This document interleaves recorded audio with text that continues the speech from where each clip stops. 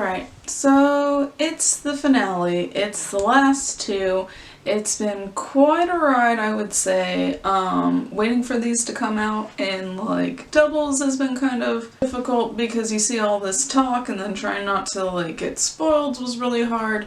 But the end is here and I'm kind of glad. And let's see if the finale is everything it was supposed to be. House of X and Powers of 10. So, full disclosure, before we really get started, I'm just gonna say that I didn't totally love this series. The story building up to it so far has been alright. I feel like we've gotten a lot of information that hasn't been quite used.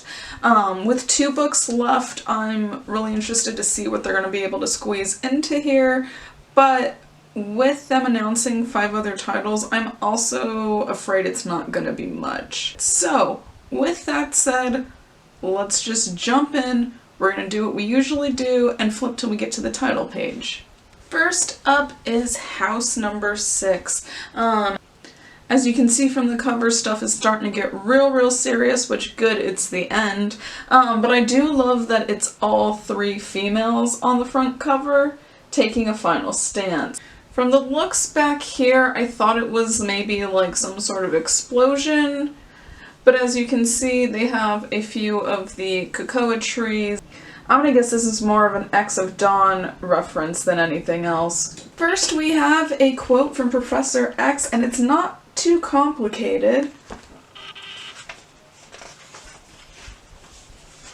Bam! Spider-Man ad before I can even get to the title page.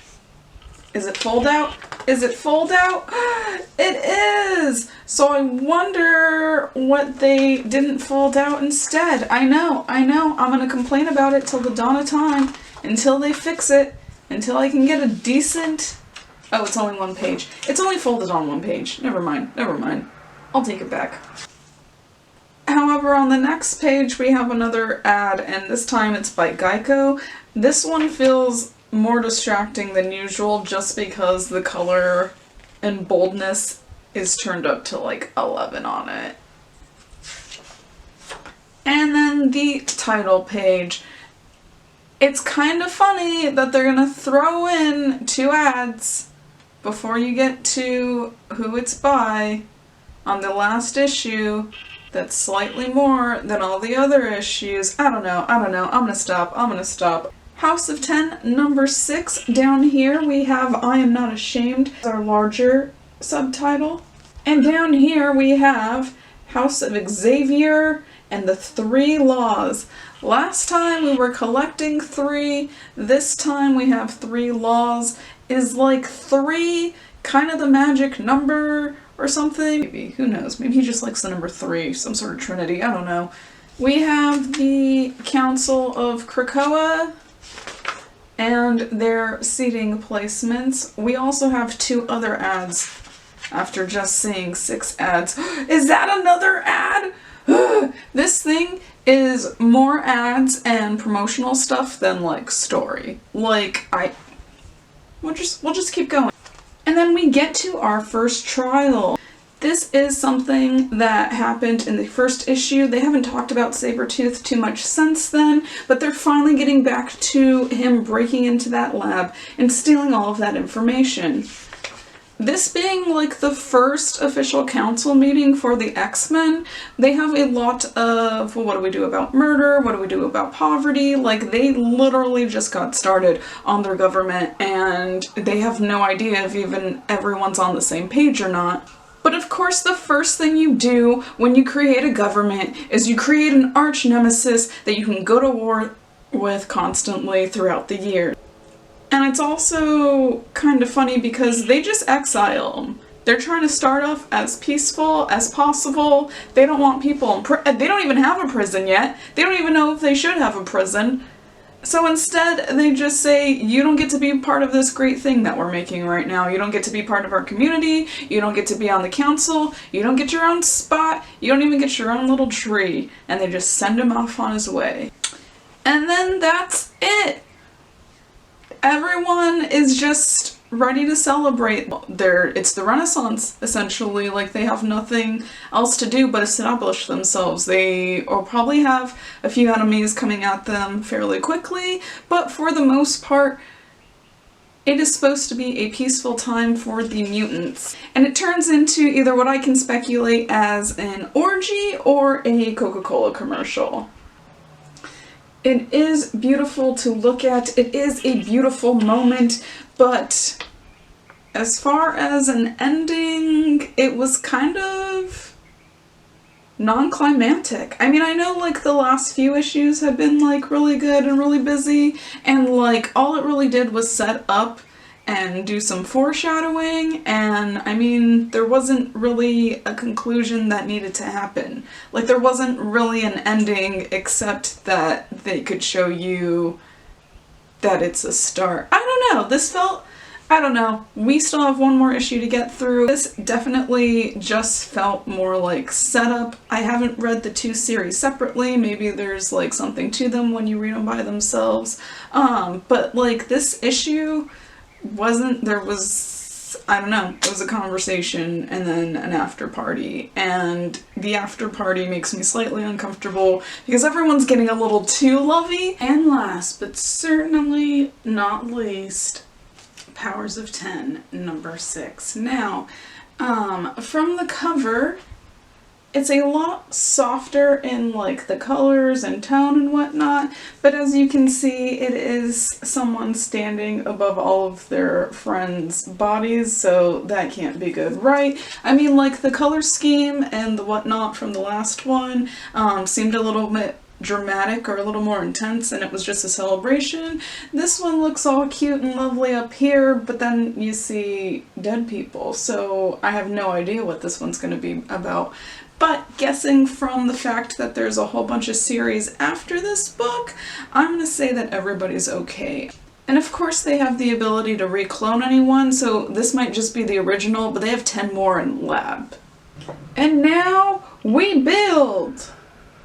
Alright, so they just jumped straight to the title page. There's nothing in between. They're getting straight to the point. There's not even like a big side quote. There's only a little one. And then all it says is when they learn the truth, and then there's a few X's. And the X's I don't think are 10s here. Perhaps maybe kisses? And we're not too sure who is saying this, but judging from the cover, I'm gonna say it's our main bae here. And that's exactly where our story starts. From the beginning, where we started in the beginning from number 1. We're back to the start of this dang bench and this dang meeting between her and Professor X. Not too much new information. In fact, they almost use the same panels over again.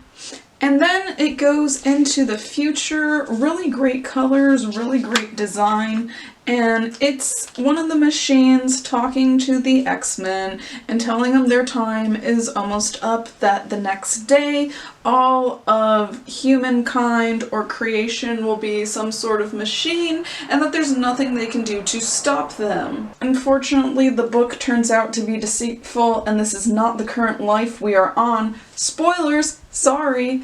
But that was the one thing that was kind of frustrating about this story, and the Rick and Morty problem where you don't know which timeline is what. But that was perhaps the fun part about this book. It was both frustrating and kind of a relief when you found out you weren't on the accurate timeline, and also proves my point that nothing actually happens in this book. It's mostly flashbacks or just sharing her experience with Professor X.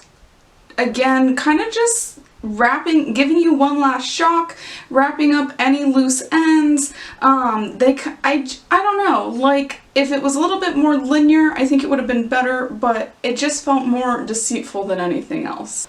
And then, of course, all is well. Until you get to the journal. Now, reading this was really, really interesting. I took a few guesses at things being romantic, and I thought I was an idiot, and then this kind of just talks about what kind of relationship she needs to have with Xavier, Magneto, and Apocalypse in order for everything to work out. It's real personal and a little uncomfortable at times, but hey, a girl's gotta do what a girl's gotta do in order to save the world. Xavier and Magneto find her and tell her about the council they're building. They're telling her who is gonna sit where. But the most important part about this scene is that she says that they cannot bring Destiny back. That she's not allowed on the island, she's not allowed near her, that Destiny, the mutant Destiny, is the only person who can actually stop them or kill her forever where she can't reincarnate. And so instead of bringing her on the island, watching where she goes, and making sure she's comfortable and happy with her girlfriend, they're just gonna exile her as well. So now we have two people who aren't allowed on the island. We get back to that orgy Coca-Cola commercial. And honestly, it's just a real pretty peaceful ending. We had a few fights here and there throughout the series. I don't know. Like, it was mostly just snippets. It was mostly information. I understand that they are leading this into the Dawn of X stuff. But I don't know if it's necessary. And I don't think I'm going to be picking up any more number ones to tell you, yeah, you do or don't need to read this, because I spent $60 on this, and if I don't actually need this for those ones, I don't know. I thought that the plants were going to be a bigger thing. I thought that the hideouts were going to be a bigger thing. They don't really talk about, like, anything that happens with the humans after they offer them all that medicine. Like, does it actually work? Is the island going to take over people and use them as living zombies or not? It's a fun world. I'm not the biggest X-Men fan, and I think that was definitely my downfall. A lot of people who I had talked to who have been reading the X-Men years love it. They thought it was genius. And again, it's not a bad idea.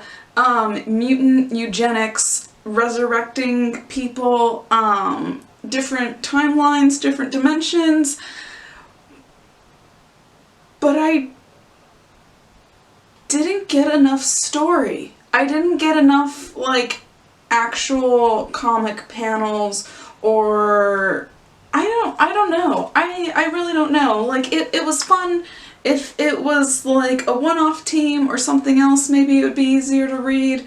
I could just be an idiot, and being a mutant fan to read this is probably a big deal, but as a first-time reader, I'll give it a 4.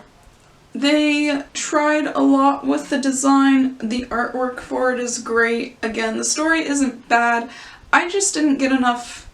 I got more information than story, and I prefer it the opposite. And again, I don't want to have to read 5 more stories. I was hoping this would just be a one and done and sealed. It's a great beginning to the other 5, but it just wasn't for me. But it was alright. It was okay. I'm too mad at the design and the amount of ads in here in order to give it a 5. I will appreciate the, again, design, the layout, how thick it was pretty decent. The price on it, not totally loving, but as far as, like, this is the only thing I'm picking up for the week, it's not a bad issue. It's pretty heavy. It doesn't cost a ton. But this just wasn't for me. That's it. That's all I have. That's it. That's all I have. It was alright. It was okay. And now, for the finale, on the seats. Okay.